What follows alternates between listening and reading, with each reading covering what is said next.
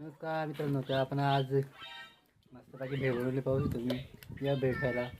आमची दिदी आजकाल दिदी विद्या दिदी असं मस्तपैकी दुपारचं आज पाऊस असल्यामुळे तर आपण घरी जाऊ. तर आज एक छोटासा प्लॅन केला, फक्त भेळचा प्लॅन केला.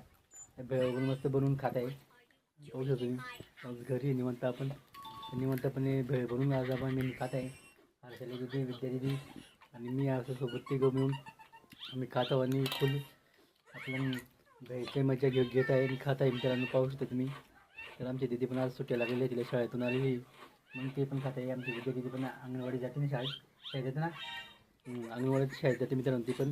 आणि दुसरीला आहे आमची हर्षली दिदी, ती लांब आहे, शाळेत जाते.